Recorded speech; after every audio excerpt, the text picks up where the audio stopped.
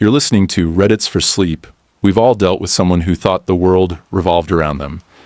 Tonight's stories dive into the world of entitlement with just the right touch of justice. Story 1. The Karen who demanded my front lawn. I live in a quiet suburban neighborhood, the kind where people wave at each other during evening walks, and the most excitement we get is when someone's dog escapes and decides to tour every yard on the block. I've lived in my home for a little over 5 years now. It's a modest 2-bedroom house with a nice patch of front lawn. Nothing fancy, but last spring I decided to make something of it. I'd always wanted a peaceful garden, something that could bring a bit of joy, not just to me, but to the neighbors who pass by. So I got to work. It started small, some lavender by the mailbox, a patch of rosemary, and a few hardy daisies. But once I saw how cheerful it looked, I couldn't stop. Over the next few weeks, I added raised beds, a stone pathway, a little bench shaded by a crepe myrtle, and even some solar-powered fairy lights that came on gently at dusk. Every morning, I'd tend to the plants with a cup of tea in hand, and it became the best part of my day.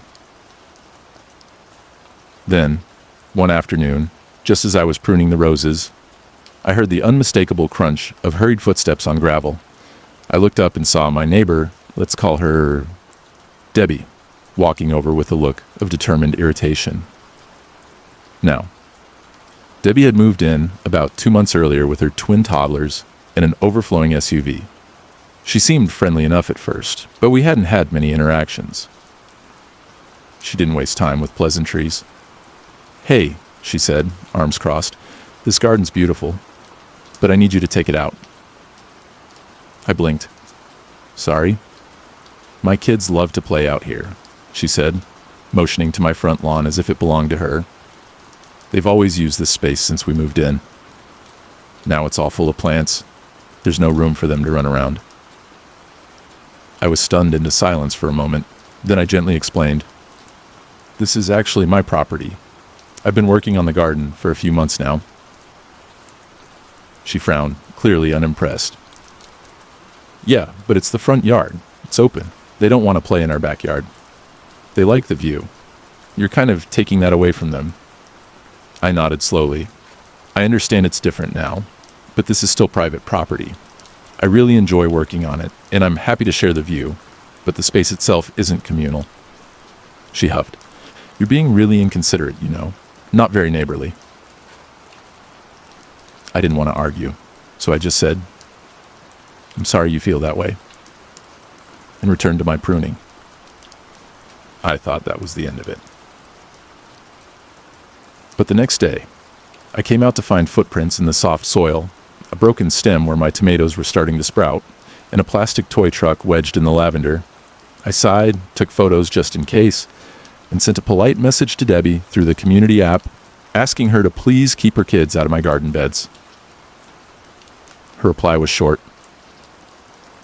"If you didn't want kids playing there, you shouldn't have made it look like a park." That was the moment I realized this might be more than just a misunderstanding.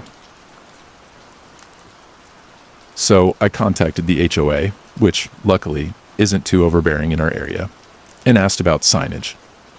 They confirmed that as long as the signs were tasteful, I could put up small notices marking the garden as private property. I ordered 2 simple signs. "Private property. Please keep off the garden beds." And "Welcome to view, not for play." I installed them gently at either end of the stone path, hoping they'd make things clearer without escalating the situation. A few days passed quietly. Then Debbie cornered me again while I was watering the basil. "Wow," she said sarcastically, pointing to the signs. "Way to make the whole neighborhood feel unwelcome." I gave her a small smile and replied, "You're always welcome to enjoy the view, Debbie, just not to trample the plants." She rolled her eyes and walked off, muttering something under her breath. But after that, the visit stopped. The kids stuck to their own yard. My plants grew, the garden flourished. And about a month later, the neighborhood held its annual garden walk, a small, friendly competition where residents vote on their favorite yard displays. I didn't expect much. I'd entered mostly for fun. But to my surprise, my little front yard won second place. A few people even stopped by to tell me how much they enjoyed seeing it on their daily walks. One older neighbor said it reminded him of his late wife's garden and that he took his morning coffee by my fence every day just to enjoy the colors. I smiled and thanked him. And in that moment, I realized I hadn't built the garden just for me. I'd built it for anyone who needed a moment of peace. Even maybe for people like Debbie who just didn't know how to ask for it gently. Story 2, entitled Guest Demands. My spare room, forever. I've always been the kind of person who likes to keep a peaceful home. I'm not a neat freak exactly, but I do enjoy calm spaces, soft lighting, and everything in its place.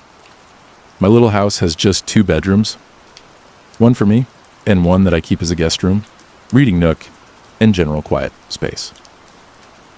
So when my cousin Amanda called me one Friday afternoon in tears, I didn't hesitate to offer her a place to stay. She and her boyfriend had just broken up again, and she didn't want to stay in their apartment that weekend. She needed a soft place to land. We'd grown up fairly close, although we weren't super involved in each other's adult lives. Still, she was family, and it was just for a weekend. Come on over, I said. You can have the guest room. Stay as long as you need, within reason, I added with a chuckle. She laughed too, and said, just a few days. I promise. She arrived that evening with a duffel bag and a pizza, and we had a surprisingly nice night. We watched a comfort movie, had tea, and talked late into the night. It was actually kind of refreshing to have company. By Monday morning, though, I started to notice a shift. She hadn't gone back to work. She was still in pajamas at noon, eating cereal in front of my TV. That night, she asked if I had any extra shampoo she could use. No big deal. But by Wednesday, a few more bags had appeared in the guest room. She'd started ordering things online, new pillows, an essential oil diffuser, even a full-length mirror, all delivered to my address. When I asked about it, she said she was just making the space feel more livable. Red flag. Still, I didn't say anything right away. I didn't want to be rude or make her feel unwanted while she was clearly still a little fragile. I figured maybe she just needed a few extra days to get her life back on track. But a week turned into 2, then 3. During that time, Amanda got very comfortable. She started reorganizing the kitchen, switched my coffee to decaf, rearranged the spice rack. She said, "You'll thank me. This flow makes so much more sense." She took over the TV every night, even when I mentioned I had a show I'd been looking forward to watching. "Oh, we can watch your thing after," she'd say, then forget entirely. The final straw was when she brought over her cat.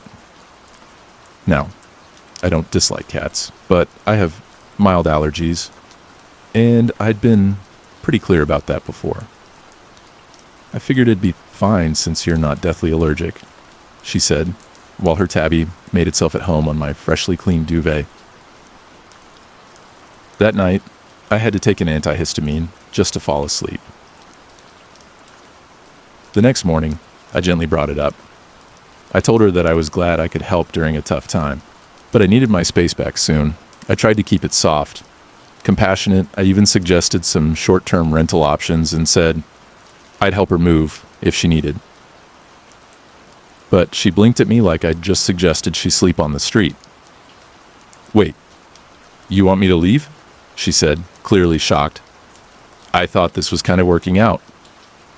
I paused. "Amanda, it was only meant to be temporary. You've been here almost a month." She frowned. "Yeah, but I thought we were, making this work." You don't need the guest room. I took a slow breath. That's not really the point. It's part of my home, and I need that space for myself. I hope you understand. She stood there for a long moment and then stormed off to the guest room and closed the door. The next couple of days were tense. She barely spoke to me. Meals were silent. She left dishes in the sink, which she hadn't done before. I stayed calm, stuck to my routine, and gave her space both physically and emotionally. Finally, I left a polite, handwritten note on her door. Hey, Amanda, I know things have been tough lately.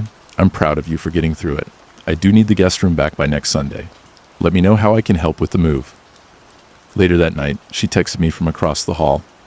Okay, I'll figure something out. By Sunday, she was gone. Quietly, no note, no goodbye. Just her cat carrier, her bags, and the faint smell of lavender oil lingering in the air. I cleaned the room that afternoon, changed the sheets, vacuumed, aired it out. It felt like I was resetting something.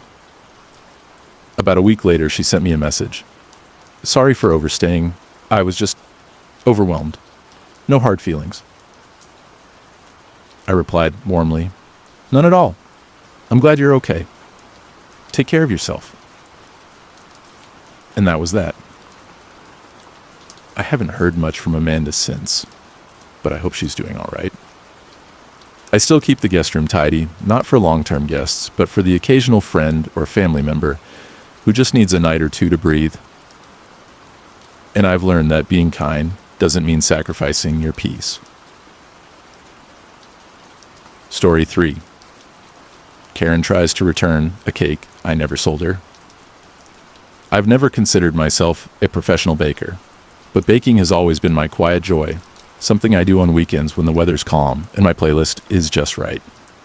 Over the years, I've learned to make all kinds of things: soft lemon loaves, buttercream cupcakes, and the occasional fancy layer cake with edible flowers on top. Friends and neighbors know me as the cake person, even though I don't run a business. I don't advertise. I just bake because it brings me peace, and because giving away homemade treats is one of my favorite ways to say, I care. So when my neighbor across the street, let's call her Clara, mentioned she was planning a birthday party for her daughter, I thought I'd surprise them. They had only just moved into the neighborhood a few months prior.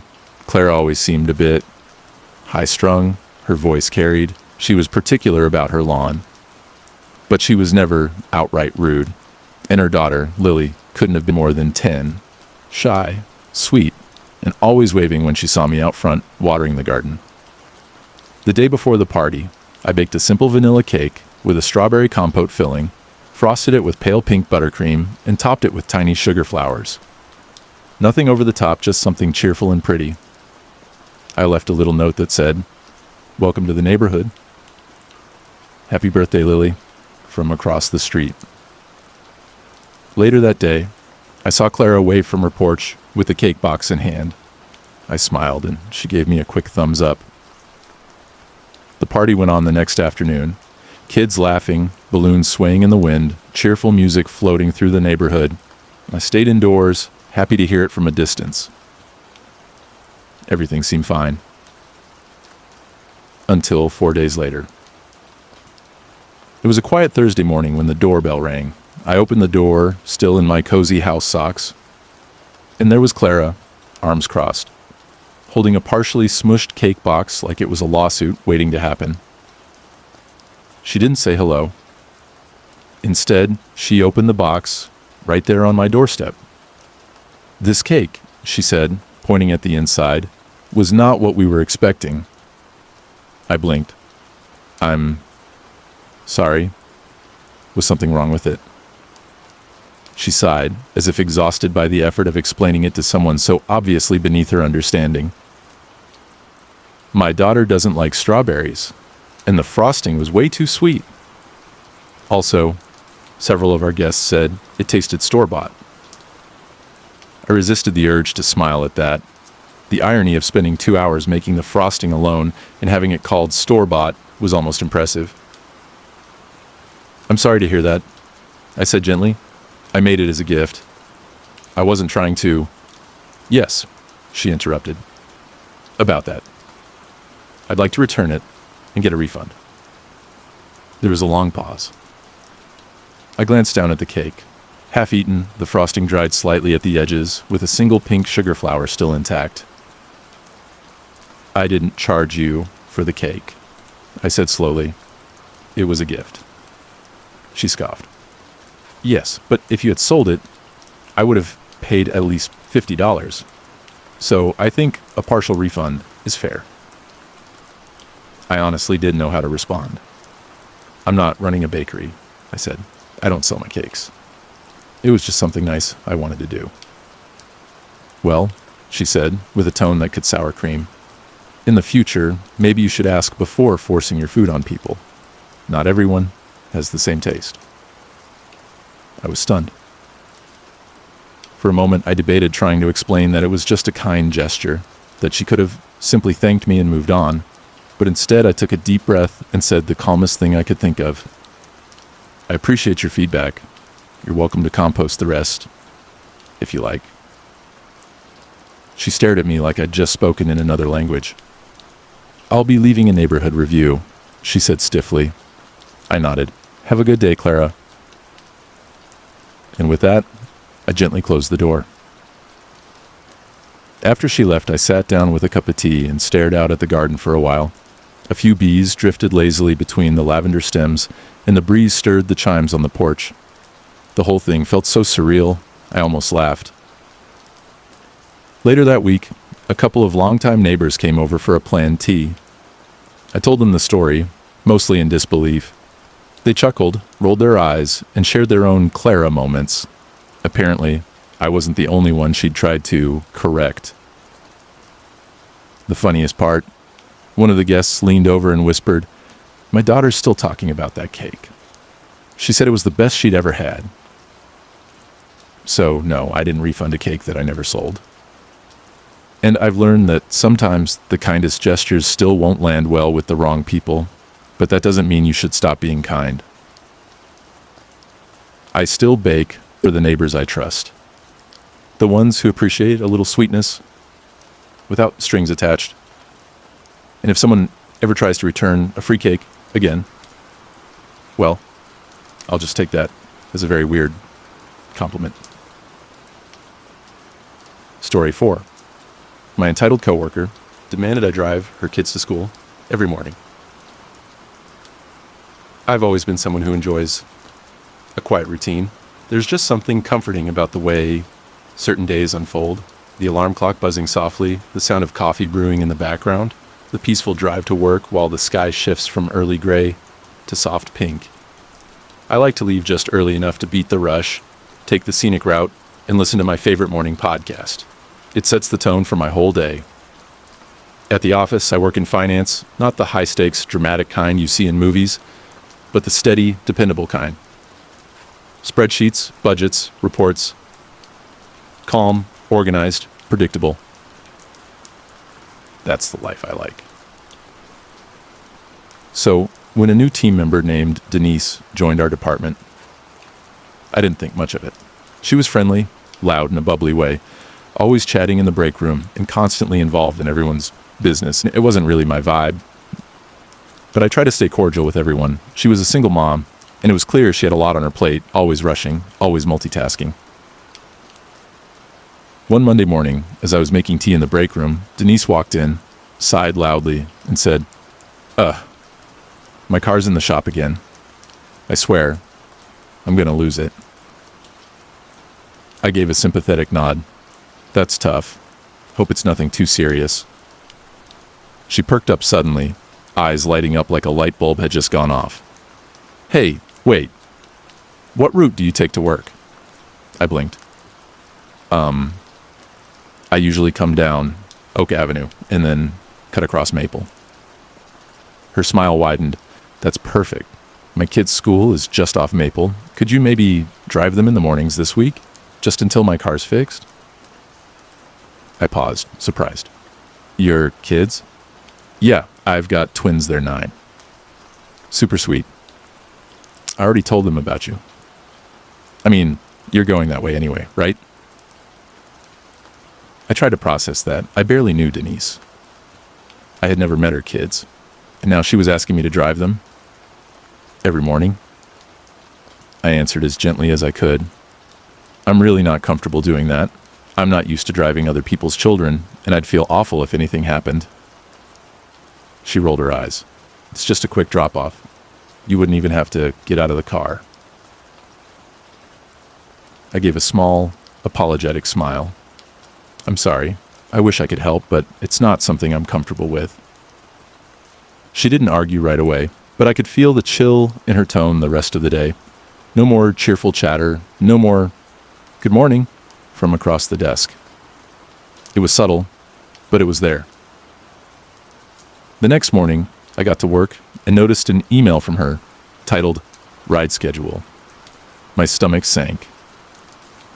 Inside was a table dates, times, and a list of drop-off/pickup helpers.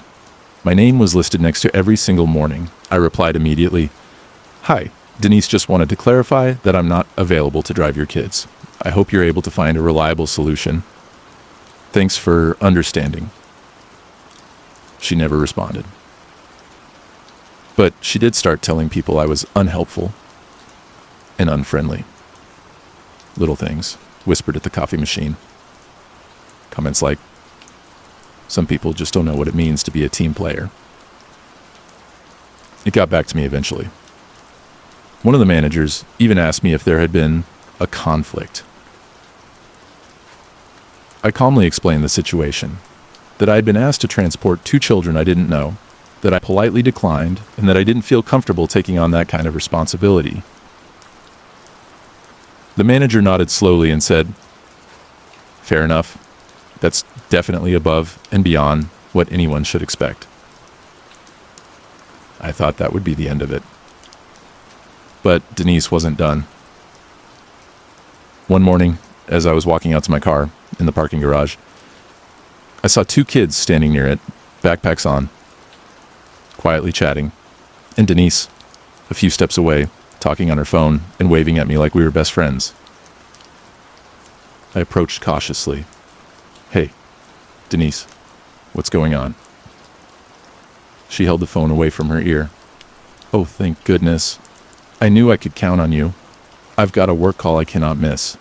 Could you just drop them off real quick? It's literally on your way." I looked at the kids, confused and startled. They were quiet, polite, even, but they looked unsure too. I turned back to her. "I already told you. I can't drive them." She sighed dramatically. "Come on, it's just this once." "No," I said more firmly. "You didn't ask. You just assumed. That's not okay." She huffed, muttered something about inflexible people, grabbed her kid's hands, and stomped back toward her car, which, by the way, was right there and clearly not in the shop anymore. That was the last time she tried anything like that. She still doesn't talk to me, unless she has to. But over time, the office caught on. I wasn't the only one she'd made uncomfortable. She'd asked another coworker to babysit just for an hour, and then disappeared for an entire evening. Another person said she once asked them to bring her kids lunch from home, since you live nearby. Eventually, our supervisor had a talk with her, kindly, but clearly setting boundaries. After that, the weird requests stopped. And me? I kept my routine, still take the scenic route, still listen to my podcasts, still start my day with quiet, calm intention. I've learned that being nice doesn't mean being a doormat, and that going your way doesn't mean you should carry the load. Story 5. Karen at the farmer's market. Tried to get me banned for selling too cheap. There's something peaceful about early mornings at the farmer's market. The way the sky is still stretching itself awake, the birds quietly rustling in the trees, and the smell of freshly turned soil mixing with brewed coffee from the food trucks across the lot. That's why I started setting up my own little produce stall every Saturday. I grow vegetables in my backyard. Not a big operation, just a large garden I've been tending for years. Cherry tomatoes, rainbow carrots, kale, zucchini, and a few herbs that usually end up bundled with a ribbon of twine. I don't make a living from it. It's more of a passion project, something to help me unwind after work, get my hands dirty, and reconnect with the rhythms of nature. Once my harvest started producing more than I could give away, I figured, why not try selling the extra at the weekend market? I rented a modest table, designed a simple chalkboard sign, and offered my veggies at prices that felt fair. Nothing fancy, a bunch of carrots for $2, a basket of tomatoes for $3. People seemed to like the vibe. Fresh food, local soil, no pressure. By the third week, I had regulars. An older woman who bought basil every Saturday for her homemade pesto. A young dad who always let his daughter pick out the funniest looking carrot. Even the neighboring vendors were friendly except one. Her name was Marla, but she introduced herself to others as Karen with a K like the storm. She ran a large stall 2 rows over that sold nearly the same produce I did, but in bigger quantities and marked up prices. She had printed banners, staff wearing branded aprons, and a card reader with a tap-to-pay setup. She was running a real business. And apparently, she saw me as competition. The first time we interacted, she came by my booth with a tight smile. "I see you're new," she said, scanning my little crates. "Cute setup?" "Thanks," I replied. "Just doing this for fun. I've always enjoyed gardening." She picked up a tomato, examined it, and said, "You're charging $3 for a whole basket?" I nodded. "Yeah, I just cover my supply costs. Not really trying to profit." She set the tomato down as if it were contaminated. That kind of pricing undercuts everyone else, you know." I didn't know what to say. It wasn't meant as a statement, just an honest exchange for what I had grown. After that, she started watching my stall from afar. I noticed her eyes, tracking how many customers stopped by. She would frown if someone left my table with a bag in hand. One morning, I overheard her telling another vendor, "Some people don't understand market etiquette." I ignored it. I just wanted to sell a few veggies and go home with enough leftover cash to buy a new trowel or a blueberry muffin. But things escalated 2 Saturdays later. I arrived early, unloaded my bins, and started arranging my produce. As I was stacking the tomatoes into shallow wooden trays, the market coordinator, Greg, a retired high school teacher with a beard like Santa Claus, approached me with a clipboard and a hesitant expression. "Hey there," he said gently. "Mind if we chat for a sec?" "Of course," I said, stepping away from my stall. He cleared his throat. "We got a complaint this week. Someone's upset about your pricing. They said it's predatory and making it hard for full-time vendors to keep up." My eyebrows lifted. "Predatory? I'm not even breaking even." "I know," he said. "I've bought from you. You're more than fair. But this vendor is insisting that you're violating some kind of unofficial rate floor." I stared at him, stunned. "Is that a real rule?" "Nope," he said, chuckling a little. "Not at all. We've never had price requirements here, but I figured I'd give you a heads up. She's been trying to get you formally removed." I knew exactly who she was. That same morning, Karen with a K walked past my stall and made a point of loudly saying to no one in particular, "Some hobbyists don't understand that this is a business." I smiled at her and returned to arranging bunches of kale. The next weekend, I made small chalkboard signs explaining what each vegetable was, where I grew it, and how I grew it pesticide-free, rotated beds, hand-picked. Customers loved the transparency. And business actually grew.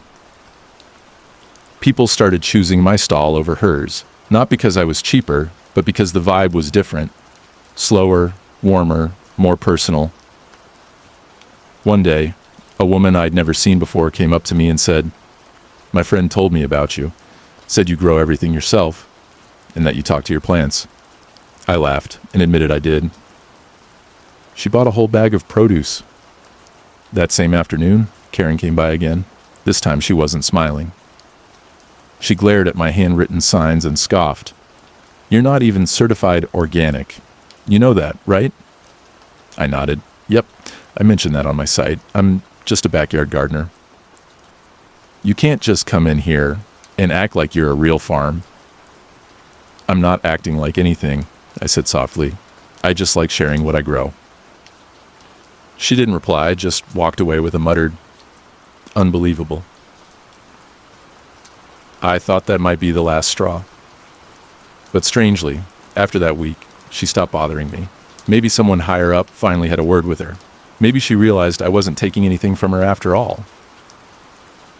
Or maybe she just needed someone new to be mad at. Either way, I kept showing up. I kept selling veggies to friendly faces. I even started swapping zucchini with the honey vendor next to me. The world kept turning. And me? I still spend my Friday evenings harvesting by the glow of string lights in the backyard. Still wake up early with a thermos of tea and a bag of carrots in the passenger seat. Still sell my produce at a price I'd be happy to pay myself. Because kindness, like homegrown tomatoes, doesn't need a price tag to have value. And no matter what kind of storm Karen brings with her, I'll always choose the calm after.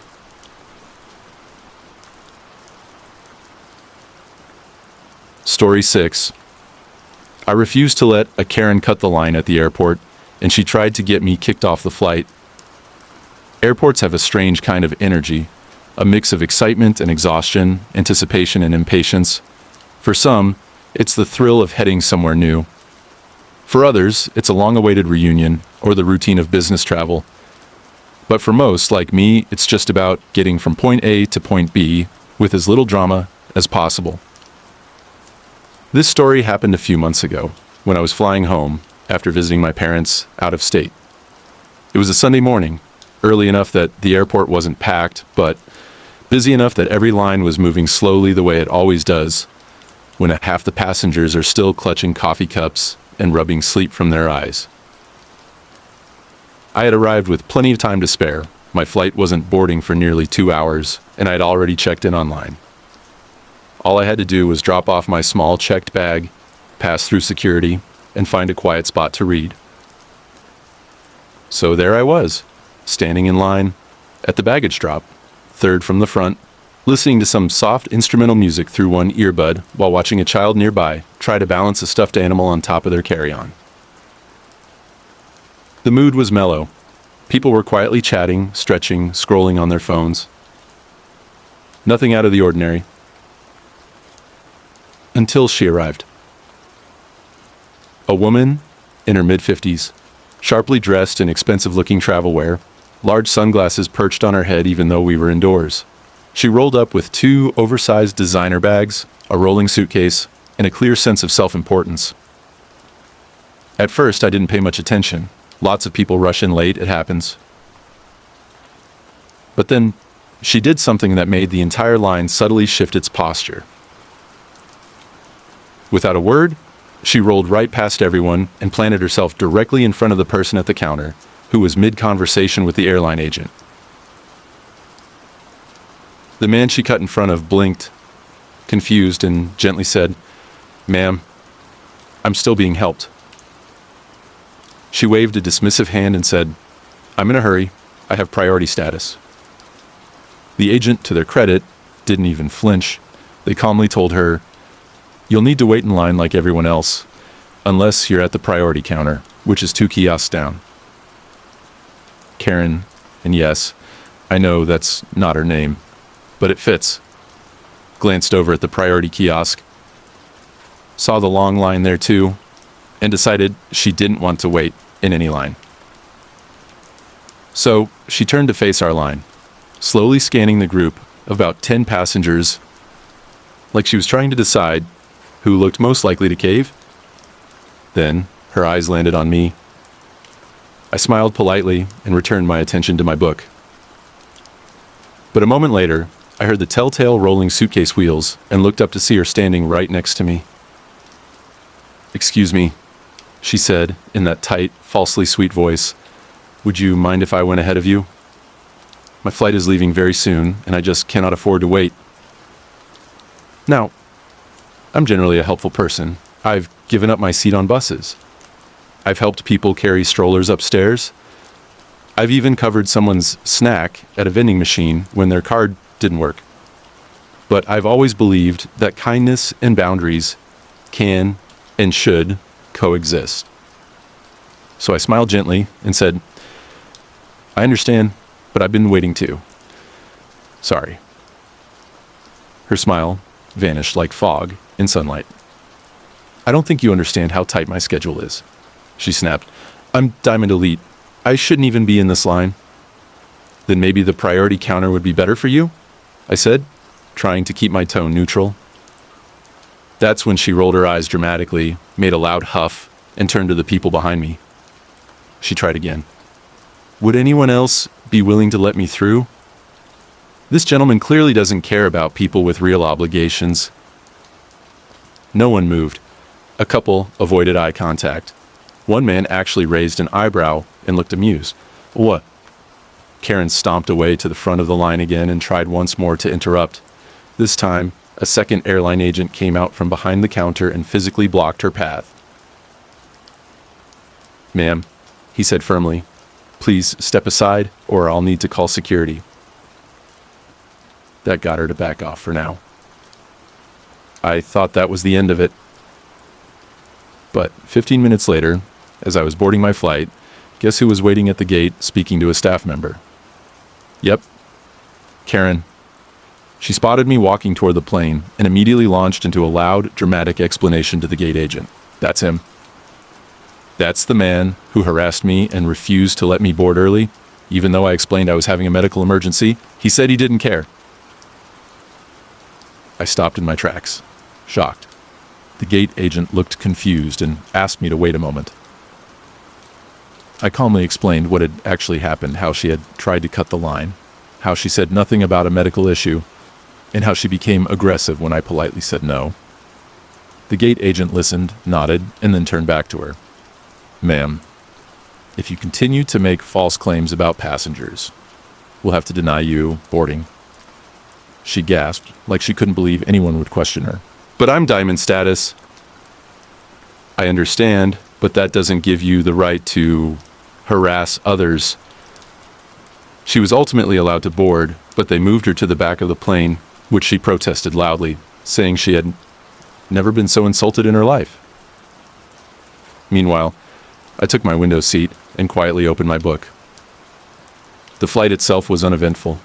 She was seated far away, and I didn't hear another peep from her. But as we disembarked, I caught sight of her being met by another airline employee at the gate. Apparently, she had filed a formal complaint, and they were already investigating it. I wasn't worried. I had several witnesses who saw everything, and I'd already spoken with the staff on board. The whole thing fizzled out. The truth was simple. I didn't let her cut the line. I didn't yell. I didn't argue. I just said no. And it turned out, for someone like her, that was enough to start a storm. But in the end, all she did was prove that no amount of elite status or entitlement can force someone to surrender their dignity. And for me, I learned that even in places full of noise, motion, and tension like airports, you can still find your quiet, keep your calm, and stand your ground. One polite no at a time. Story 7. Karen demanded my reserved picnic spot, then claimed I bullied her kids. There's a little park just outside of town that I visit every spring, usually right when the cherry blossoms are in full bloom. It's tucked away behind a quiet residential street, bordered by a winding creek on one side and a canopy of trees on the other. There are maybe 10 picnic tables and total old wooden ones, a little weathered but still solid. The kind of place where the air smells like fresh grass and sunscreen, and you can hear distant laughter floating on the breeze. Each year, I reserve a table for my birthday. Nothing extravagant, just a small get-together with my siblings and a few close friends. We bring a few coolers, fold-out chairs, and some homemade food. One of my sisters always bakes a lemon loaf, and someone always forgets the napkins. It's a comfortable, slow kind of tradition. This year was no different. I had gone online a few weeks prior to reserve table hash 6, which sits directly under a flowering dogwood tree and has a view of the small pond near the edge of the park. It's my favorite spot, shady, breezy, and just a little removed from the main walking path. The reservation was for Sunday, from 11 a.m. to 4 p.m., and I had the confirmation email saved on my phone, just in case. I arrived that morning around 10:30, just a little early, with a car full of snacks, drinks, and foldable decorations. The park was already filling up joggers on the trail, kids running with kites, and families spreading out blankets on the grass. The air was warm and smelled faintly of barbecue charcoal. But when I walked up the path toward table hash 6, I stopped short. There was a full setup already in progress, colorful tablecloths, balloons tied to the bench legs, juice boxes lined up in rows, and a group of children playing tag in the grass nearby. A woman, probably in her early 40s, was standing near the table arranging a tray of cupcakes. I double-checked my phone. It was 10:37 a.m. I approached politely. "Excuse me," I said with a smile. "I think there might be a mix-up. I have this table reserved starting at 11.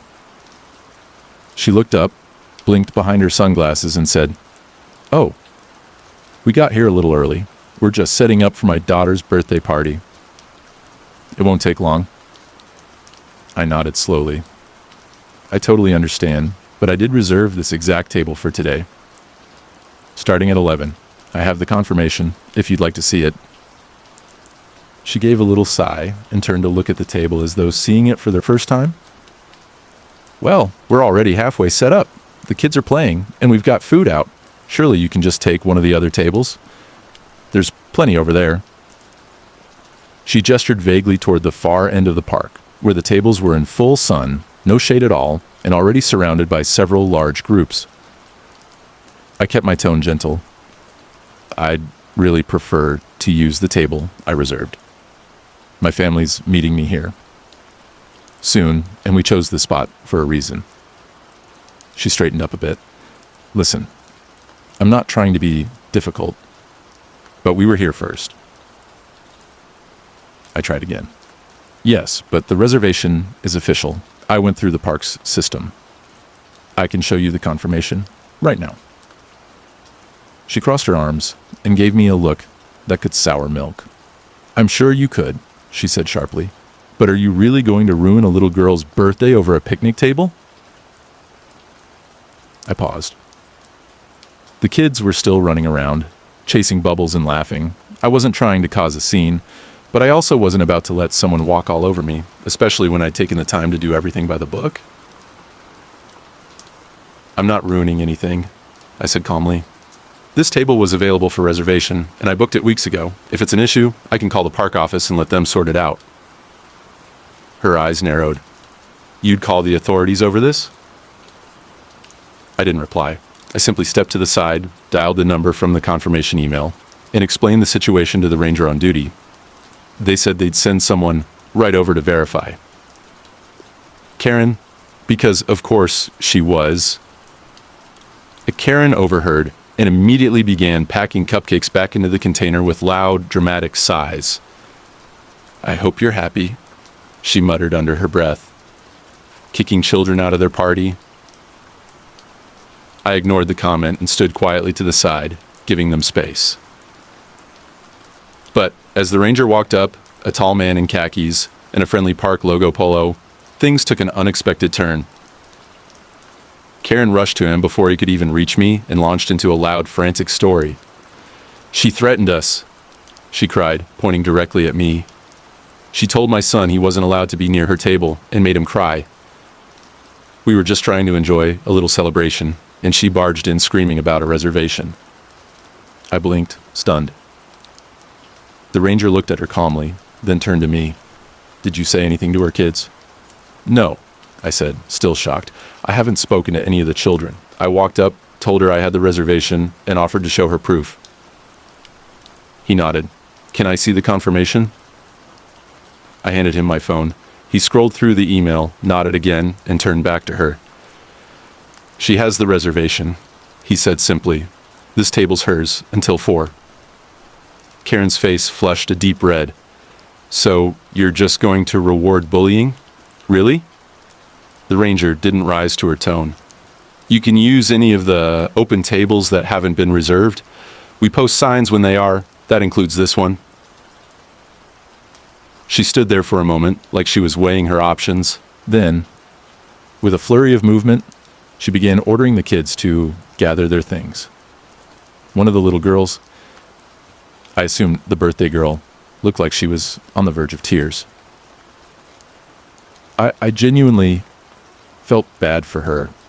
It wasn't her fault her mom had decided to act entitled. I waited until they were mostly packed up, then gently stepped forward and said, if it helps, there's a shaded patch under that oak tree where another table just cleared out.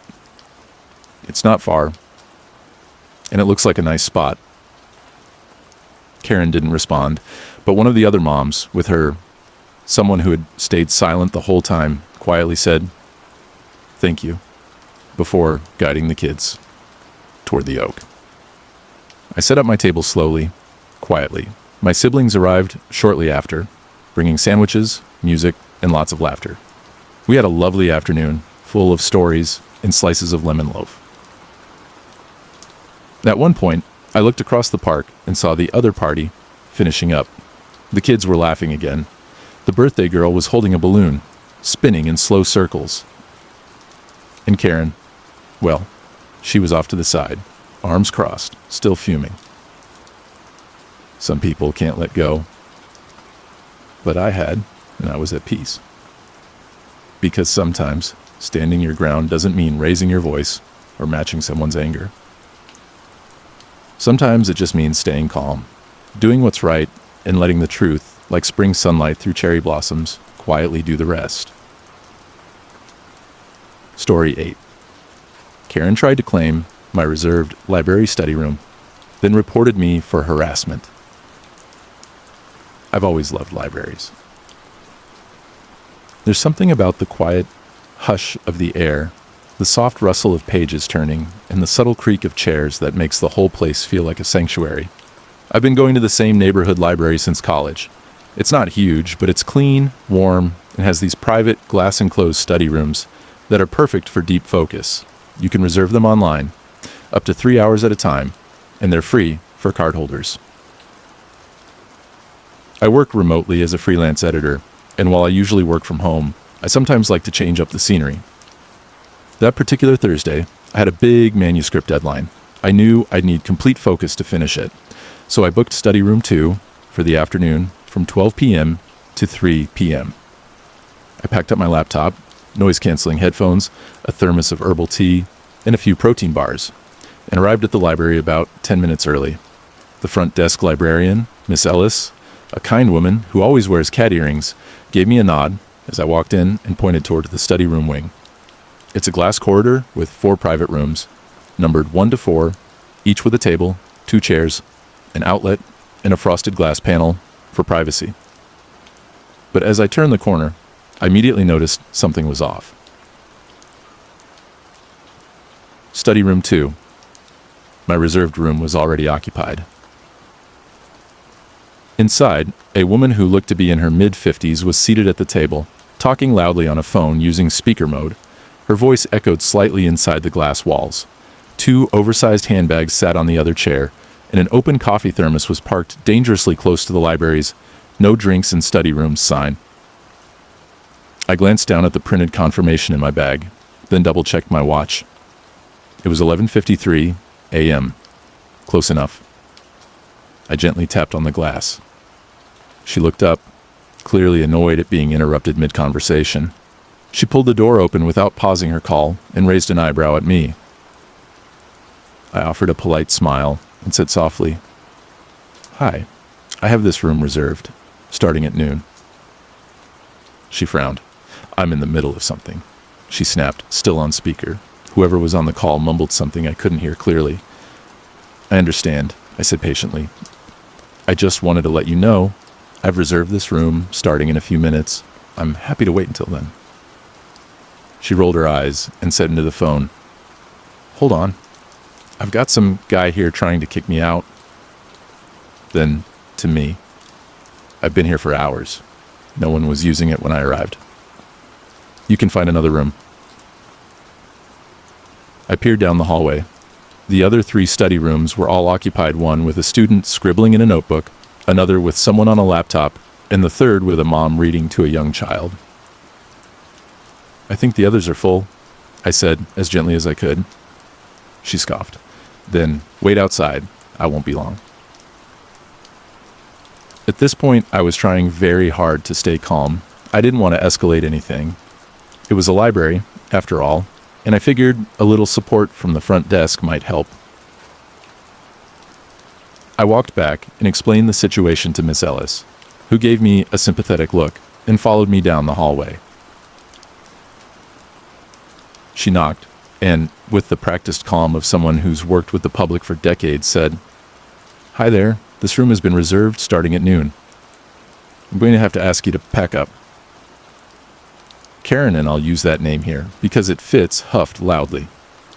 You people are unbelievable, she muttered. This is a public building. What happened to first come, first served? Miss Ellis, still calm, replied, We operate a reservation system for study rooms, ma'am. It's been that way for years. Karen didn't move. I'm in the middle of an important call. I can't just pick up and leave. Miss Ellis paused, then said firmly, You have 2 minutes. If you're not out, I'll have to involve the branch manager. That did it. Karen grabbed her bags with theatrical drama, knocking over her thermos in the process. Fortunately, the lid held. She stormed out, muttering, This is harassment. I'm reporting both of you. Miss Ellis just gave me a small smile, gestured toward the now empty room, and said, Enjoy your session. I thanked her and settled in, booted up my laptop, and got to work. For a while, everything was peaceful again. The soft murmur of the library, the distant hum of the printer, the quiet rhythm of my typing. But about 45 minutes later, there was a knock on the glass. I looked up to see the branch manager, Mr. Holt, standing there with a clipboard and a slightly concerned look. I opened the door and greeted him. Hi there, he said quietly. Would you mind if I asked a couple of questions? There was a report made that you verbally harassed a patron and threatened to call the police. I blinked, stunned. No, nothing like that happened, I said. I just told her the room was reserved and asked her to move. Miss Ellis helped. He nodded. That's what she said too. I just wanted to confirm. I sighed, shaking my head with a small, tired smile. Honestly, I didn't even raise my voice. I just wanted to use the room I booked. He nodded again and made a note on his clipboard. You're totally fine, he said. This happens more often than you'd think. Some people assume public means no rules. Sorry to interrupt. He left me to it, and I went back to work. Later that afternoon, as I was packing up to leave, Miss Ellis caught me by the front door. You handled that really well, she said. We appreciate your patience. Some people just don't like being told no.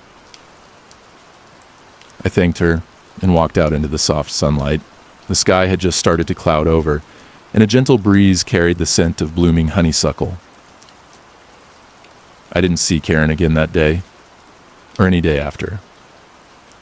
Sometimes, entitlement wears a loud disguise. It shows up in places where calm should live, like libraries, like parks, like quiet moments of peace. But in the end, the truth is quiet, and it always stands.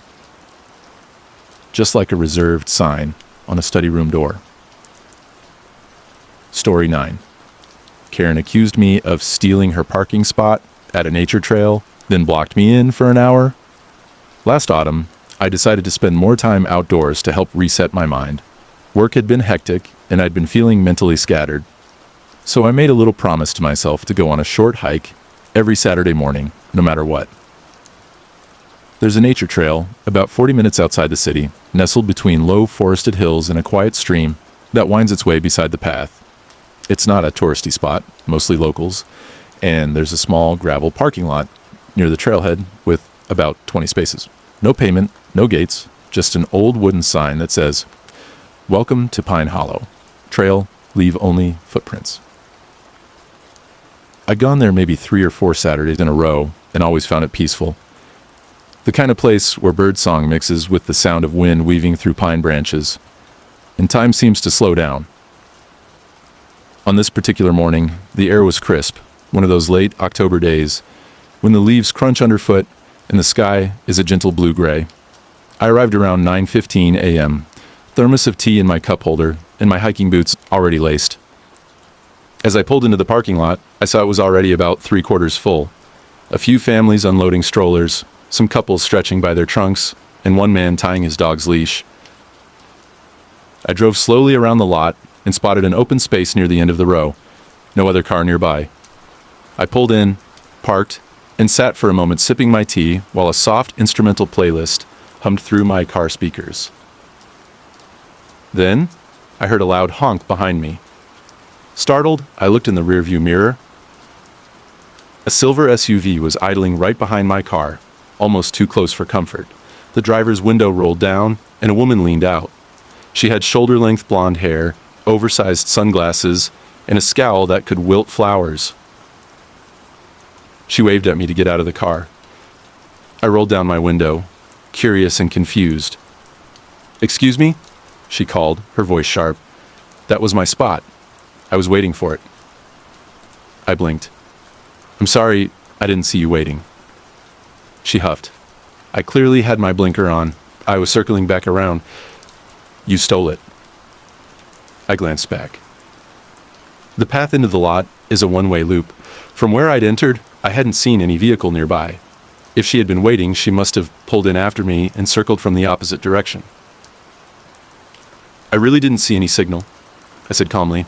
"I just saw an open spot and took it. I wasn't trying to cut anyone off." She leaned out further. "You knew exactly what you were doing." I gave a small, non-confrontational shrug. "I'm just here for a quick hike. If there's another spot, maybe check the lower loop. I've seen a few down there." Her face hardened. "Unbelievable."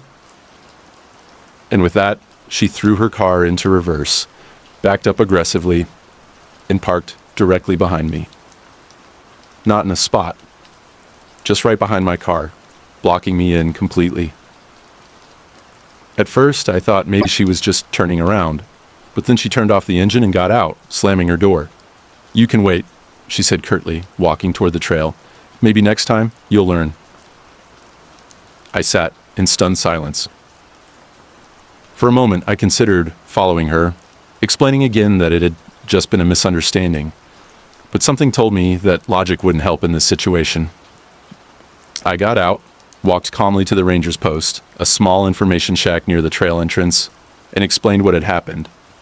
The ranger on duty, a soft-spoken older man named Carl, sighed. "Let me guess," he said. "Silver SUV, about 5'5", big sunglasses?" I nodded. Carl shook his head slowly. "Yeah, we've had a few incidents with her. Thinks she owns the mountain." He pulled out a clipboard and followed me back to the parking lot. The SUV was still there, blocking my car like a steel gate. Carl jotted down the license plate and left a note on her windshield. "You are illegally blocking a parked vehicle. If not moved in 30 minutes, your car will be reported to the county sheriff's department for obstruction." He gave me a reassuring smile. "She'll move it. She always does. Just give it a little time." And so, I waited. I sipped my tea, read a few pages of the book I'd brought, watched the leaves dance in the breeze. It wasn't how I expected to start my hike, but oddly, I wasn't too bothered. I was outside. I was unplugged. And I knew, deep down, that getting angry wouldn't do me any good. About 55 minutes later, almost on the dot, Karen returned from the trail. She saw the note, read it, and rolled her eyes dramatically. Then she looked at me, sitting calmly on the small stone bench near the parking sign. Without a word, she got in her car, started it up, and peeled out of the lot with a loud rev of the engine. No apology, no eye contact, just exhaust and entitlement. Once she was gone, I got into my car, double-checked the time, and smiled to myself. Still had a good hour and a half before I needed to be anywhere. Just enough time for a walk. I set off down the trail, boots crunching through golden leaves, air cool and fragrant with pine and damp earth. The sound of the stream whispered nearby. A hawk circled lazily above the treetops. The world, for all its little absurdities, kept turning. And as I walked, I felt something settle in my chest. Not frustration, not anger, but a strange, quiet peace.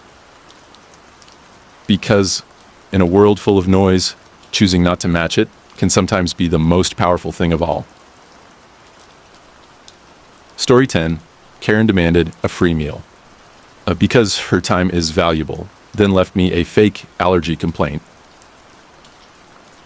I worked at a cozy, family-owned cafe in a small town, the kind of place where everyone knows each other's names, and the smell of fresh coffee blends with the sweet scent of baked goods every morning. It was my first real job, and though it wasn't glamorous, I loved the rhythm of it.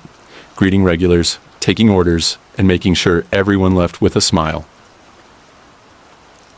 One rainy Thursday afternoon, just past the lunch rush, a woman in her mid-40s walked in. She had perfectly coiffed hair, bright red lipstick, and a kind of sharp energy that made heads turn. I would later learn she had a reputation around town as a Karen, someone who expected the world to bend to her every whim. She sat at a small corner table and glanced around impatiently, tapping her nails on the wooden surface. I approached with a warm smile. "Hi, welcome to Maplewood Cafe. Can I get you started with something to drink?" She looked me over and said, "I don't have all day. Just bring me the lunch special and make it quick." I nodded politely and relayed her order to the kitchen. The lunch special was a grilled chicken sandwich with a side salad, one of our most popular dishes. About 15 minutes later, I brought her meal to the table. The sandwich was neatly plated, the salad fresh and crisp. She eyed the food, then looked back at me. "This took way too long," she said sharply. "I don't have time for slow service." I apologized sincerely. "I'm sorry for the wait, ma'am. It's a busy day, but I'll make sure to pass along your feedback." She waved me off and started eating, but after a few bites, she suddenly called me back. "Excuse me," she said, voice raised just enough to catch the attention of nearby tables. "Are you sure there's no nuts in this salad? I'm allergic." I double-checked the ingredients and confirmed there were no nuts. She nodded, seemingly satisfied. But then, she paused and said, "Actually, I want to speak to the manager." I called over the manager, a calm, middle-aged woman named Lisa. Karen launched into a story about finding an allergy-causing nut in her salad and demanded a full refund plus a free meal voucher because my time is valuable and you made me sick. Lisa listened carefully, then calmly explained that our kitchen follows strict protocols and that no nuts are used in that particular salad. Karen insisted that she must have gotten something from another kitchen, but it happened here. The manager offered to remake the meal or provide a refund, but Karen refused both, demanding a gift card and a written apology. Lisa gently declined, saying, "Our policy doesn't cover free meals for unverified complaints." Karen's face hardened and she left the cafe with a loud, "This place has terrible service and no respect for customers." I felt relieved when she finally walked out, thinking the ordeal was over. But a few days later, the local health department contacted us about a formal allergy complaint filed by Karen. The complaint claimed she had suffered a severe allergic reaction after eating at our cafe, which was not only untrue, but contradicted everything we knew. We cooperated fully with the investigation, providing ingredient lists, kitchen logs, and staff interviews. In the end, the complaint was dismissed as unfounded. The whole experience left me shaken, but also strangely calm. I realized that some people will try to manipulate situations to get what they want, but that doesn't mean you have to let it disrupt your peace. And in that little cafe, surrounded by the comforting smells of coffee and baked bread, I found a quiet strength in simply doing my best and letting if you're still here, I hope these stories helped you drift closer to rest. Let me know which one stood out to you the most. I always love reading your thoughts. Don't forget to subscribe to Reddit's for Sleep so you never miss a night of calm stories. Sleep well, and I'll see you tomorrow.